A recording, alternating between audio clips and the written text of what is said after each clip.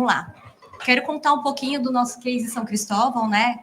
Todo mundo aqui, acredito eu, que seja da área da saúde e também deve sofrer aí as consequências da economia também, né, desse setor.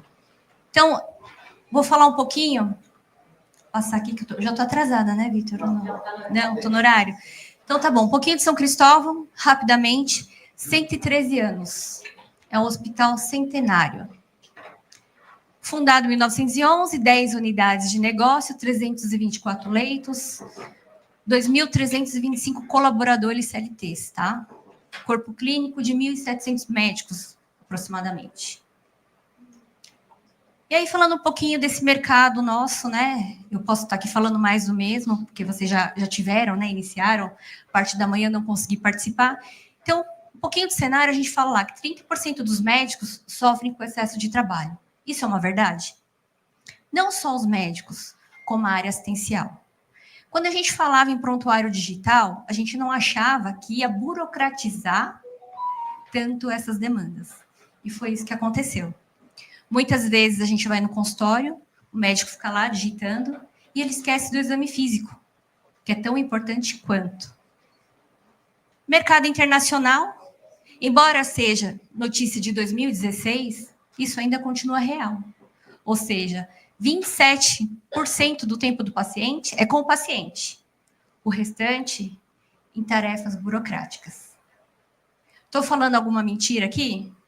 O que vocês acham disso? É uma realidade, né? Não só para a área médica, mas também para assistência. Aqui a gente tem enfermeira, enfermeiros. O quão sobrecarregado fica essa pessoa? O quão estressada, com um monte de coisa que ela tem que anotar, né? E aí a gente traz um pouquinho dos problemas enfrentados, né? Falta de tempo para o exame físico, né? Então, é o que a gente comentou. Contratempo. Ou seja, eu estou numa consulta, eu tenho que anotar tudo, né? Que o paciente está falando. Imagina um paciente oncológico. Quem aqui trabalha com oncologia? Como é difícil, né? Você tem que anotar toda a história do paciente para você entender da onde vem. Para uma investigação. É um processo extremamente burocrático. E você não pode perder nada, porque um pouquinho da história que você perde pode ser um sinal lá na frente. Erros humanos. Então, quem trabalha com DRG aqui? Codificação. Lá no São Cristóvão, a gente tem uma equipe de codificadoras. Por quê? Quando o médico está lá na frente, naquela correria, muitas vezes pode acontecer, por um engano, ele trocar o CID. E o que acontece? Os indicadores não batem. Quando você vai ver o DRG, não está batendo. Então, as instituições têm lá uma série de codificadoras que analisam os prontuários e acabam corrigindo. Estou falando alguma mentira? Ainda bem que não dói só em casa, hein? Vamos lá, esgotamento e burnout. TI tem burnout? Médico tem burnout? Eu falo que na pandemia, a TI lá no São Cristóvão não parou. Nós somos solidários e ficamos junto com a operação. Até o fim e continuamos. Então, assim, o burnout, ele existe. E hoje é categorizado como uma doença, né? Que as empresas têm que tratar. E como que a gente faz isso, né? Como que a gente consegue tratar isso? Vamos lá. A padronização, né? Que é um pouquinho do CID que a gente comentou lá atrás. Então, eu preciso ter uma padronização dentro do hospital. Senão, o processo ele acaba ficando confuso. Então, a diabetes, será que todo mundo consegue decorar tudo? Será que o médico, vamos falar do médico recém-formado, está lá no pronto-socorro, ele conhece tudo da instituição? Ele sabe por onde se guiar? É muito complexo, gente. E aí, cada hospital também tem o seu jeito de padronizar. Né? No entanto, que quando a gente vai trabalhar as tabelas, ou a gente vai falar de padrão FHIR, vamos falar de um prontuário único, cada um tem o seu estilo. Eu tenho lá no MV meu documento eletrônico, que foi desenhado pela diretoria, e aí eu sigo o que foi estipulado.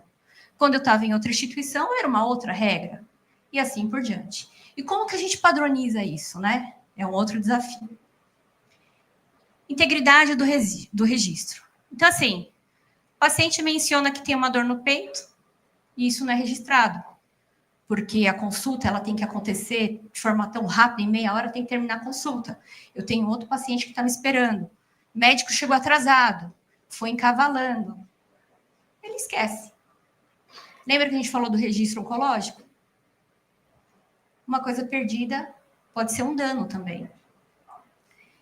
E se os médicos pudessem focar 100% nos pacientes, assistência, e a burocracia ficar com a TI? Iria melhorar o cenário, né? Então, vamos lá. Aqui eu listei 4 desafios que a gente empregou nesse projeto, né? O primeiro é eficiência e integração, ou seja, eu trabalho com Banner, eu trabalho com MV, eu trabalho com Mevo, eu trabalho no total lá do ecossistema nosso, de sistema, nós temos ali 200 sistemas, aproximadamente, que tem que se conversar. Não é possível fazer um registro e aquele registro não se falar e ter que digitar de novo. Ou seja, é a burocracia. Garantindo a interoperabilidade clínica, ou seja, eu preciso ter os dados, eu quero fazer uma análise preditiva, eu preciso ter o dado, eu preciso dessa análise. Engajamento e adesão. Como que a gente engaja o médico? Esse é um desafio. Principalmente em protocolos. Como que vocês engajam o médico? Essa categoria. Não é difícil? O engajamento por si só ele é complicado, né? Então a gente tem que pensar como que eu faço para que ele tenha um olhar diferente. Segurança e conformidade. Estamos aí numa era de ataque cibernético, todo cuidado é pouco. A Angelita está aqui, sabe disso, né? É um desafio. Temos a LGPD. Como que a gente vai trazer uma ferramenta robusta e que me traga segurança, né? E que quando eu for utilizar as LLMs, eu estou assegurando aquele registro, que nada está saindo pelas frestas. Otimização de recursos.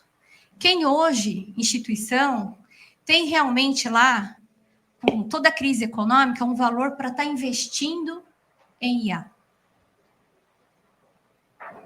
É complicado, né? Eu venho de uma instituição hoje que está sofrendo com uma crise econômica. Cada hora a gente tem uma regulamentação nova da ANS. Então, passamos aí por uma crise, né, dos autistas para a rede de atendimento. Passamos aí por uma outra crise com parte de imuno. Então, cada crise acaba penalizando. E aí a gente tem que usar o quê? A criatividade, usar parceria. Quando a gente fala de eficiência, eu pensei nessa ferramenta aqui, porque ela tem a API, eu tenho o Fire, HL7, me dá robustez, segurança, e eu consigo navegar nesse ecossistema de TI. Não vou aprofundar, mas se vocês quiserem, depois a gente pode conversar a respeito, tá bom? Falando em segurança, né? Segurança, o que a gente escolheu aqui? Deixa eu falar, né, gente? Eu não sei se está nas próximas, mas com relação a tudo que a gente falou aqui, principalmente em otimização de recurso, a gente foi lá e buscou parcerias. Parcerias que pudessem desenvolver algo conosco. Algo que atendesse a nossa realidade e a realidade de todo mundo. Ou seja, tornar uma democratização da IA. Então, a gente conta com um parceiro, que é a Eval, Murilo aí. Obrigada, viu, por essa parceria. E a gente está conseguindo consolidar esse projeto e transformar em realidade para o São Cristóvão. Então, aqui, quando a gente fala em segurança, não falamos em segurança? Qual ferramenta hoje, quando eu vou no mercado, eu consigo definir as minhas regras? Eu defino o que ele passa para IA e o que ele fica. Ou seja, para quem é de segurança, quando a gente mostra isso aqui, fala, poxa, pô, legal. Eu mesma vou conseguir restringir o que eu mando e o que não. Então, o nosso ambiente se torna mais seguro. Além do mais, quando a gente fala com a Eval, ela veio do segmento bancário, ou seja, ela conseguiu pensar em segurança até mesmo antes de nós aqui na TI estar falando disso. Então, a gente aproveitou esse know-how e conseguimos aqui customizar, tá? Então, a instituição tem as regras. E aí, assim, essa parceria com a Eval, para nós, é um grande ganho. A gente vai conseguir transformar em realidade tudo que aquilo hoje pesa na área assistencial, pesa nos ombros dos médicos. E através da TI, a gente vai conseguir com que isso vire uma realidade, tá? A parceria. E aqui a gente fala um pouquinho já do que a gente está fazendo lá com a Eval Mind, tá? Então, assim, temos uma dificuldade. Qual é a dificuldade? Turnover na área de atendimento. Call center, por exemplo, é um caos. Turnover é altíssimo. Recepção. Entre uma pessoa nova, ela fica perdida. Então, o que nós pedimos? Vamos criar uma IA que vai ajudar a área de atendimento. E aí eu coloquei aqui, ó, a IA funcionando. Então, como resetar a senha do app? A menina não sabe, ela está dando suporte, e aí ele aparece, tudo bonitinho, ajudando como que funciona o processo. Tá? Então, quis trazer mostrando assim, que eu acho que é melhor, né? Temos também o protocolo fácil. Lembra que a gente falou da adoção do protocolo na parte médica? Chegou um médico novo, o paciente, por exemplo, está com dor torácica, tal. O que acontece? Ele não sabe. Nossa, eu preciso de senha para entrar no Interact para ver o protocolo? Tem algum outro jeito? Ele fica perdido, porque ele está lá no meio do fogo. Então, para reduzir tempo em gasto, com burocracias ou buscas manuais, aumentar a eficiência operacional, minimizar os erros clínicos e para dar uma ajuda para esse médico na assistência, não só assistência, mas a equipe de enfermagem assistencial. Aí temos lá o outro chat, que é aquele chat protocolos. Pode dar o play. Não entrou automático. Que aí, assim, todos os protocolos institucionais estão nessa base, e aí o médico pode colocar o sintoma do paciente e ele vai trazer o que ele acha aí de conduta, tá? Baseado no protocolo institucional. Lembrando, hospital privado trabalha de um jeito, o hospital vertical de outra forma. Então, o vertical ele tem que reduzir muito. Então, o São Cristóvão cria protocolos para que seja seguido. E aí é um desafio constante. Aqui a gente está dando mais uma ferramenta para que ele consiga pesquisar. E aí, dentro desse chat, ele trouxe o protocolo de delírio conforme o diagnóstico, tá? Dando um auxílio para o médico.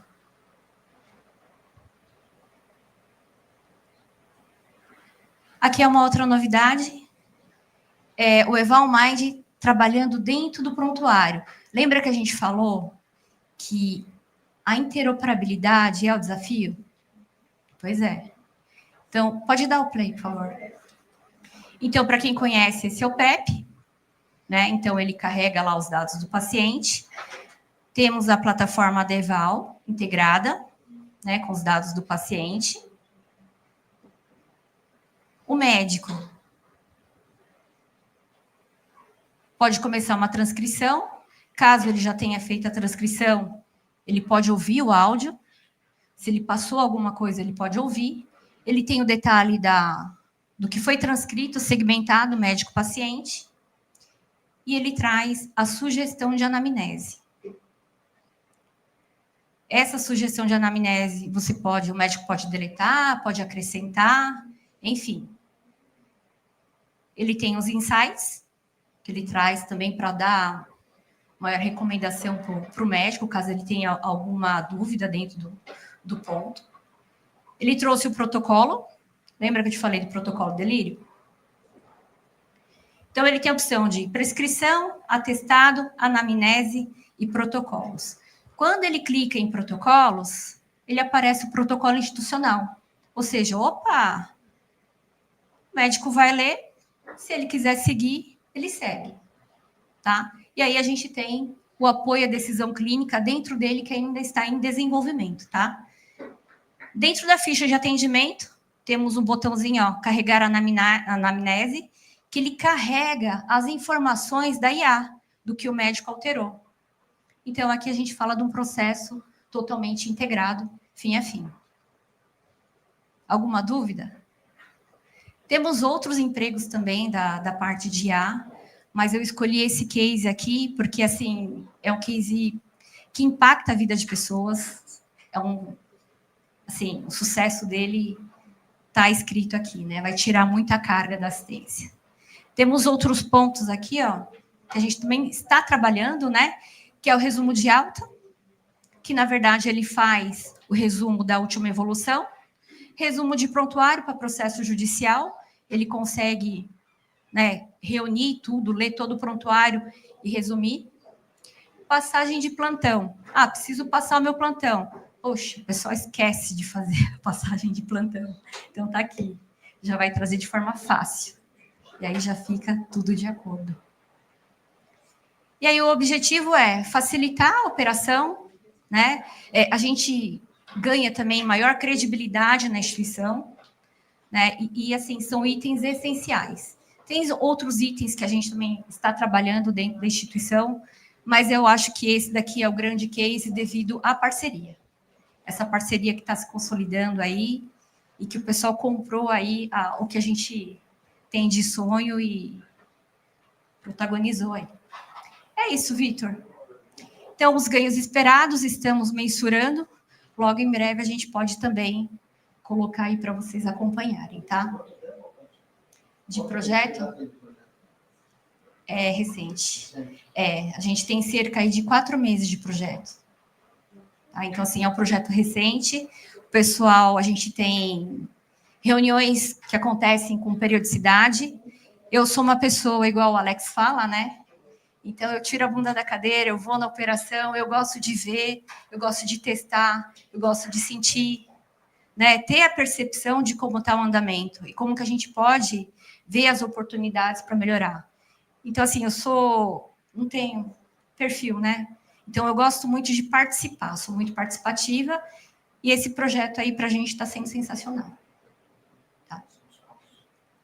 Próximos passos do projeto é medir, realmente, porque a gente começou recente. Então, a gente está criando os indicadores para acompanhar, fazer a parte do protocolo dentro da prescrição, com o apoio à decisão clínica, que aí você vai dentro da prescrição direcionando para o médico ser mais assertivo. E aí, enfim, aí depois vocês vão deixar o mundo, né, cheio de oportunidade, tá bom? E aí é importante dizer que a gente está ganhando aqui realmente é a parceria, tá? Não houve investimento. E sim cooperação. Não, mas eles fazem o preço bom, viu, gente? Ó, vou ajudar. Mas a parceria que vale ouro, viu? A gente é parceiro a longa data já. E quando eles vieram com a proposta, eu falei, caramba, o Valdir não acreditou. Aí a gente foi fazer reunião com o Valdir, ele falou, puxa, todo mundo está aqui querendo tirar meu couro.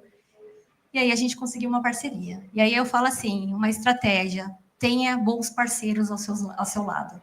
Quando você casa, você quer que seja para sempre, certo, Vitor? O Vitor não é muita referência. Geralmente é, né? E aí a gente trabalha em pró, né? Vocês mesmos. Ó, faz negócio comigo aqui, tá, Murilo? Ó, 24 anos de casada, olha, tá vendo? O dele é 6 meses. Até que tá durando.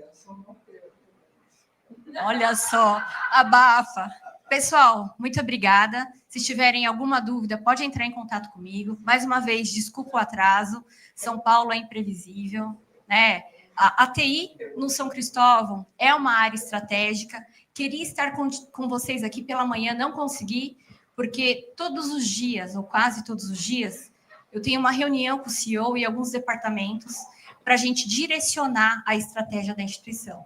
E essas ações de reuniões matinais proporcionou a TI não só visibilidade, mas também para a instituição uma grande economia, ou de custo evitado, ou de redução de custo mesmo, tá? Então, a gente precisa usar da criatividade aí, se reinventar e sobreviver no setor da saúde, que não é fácil. Obrigada.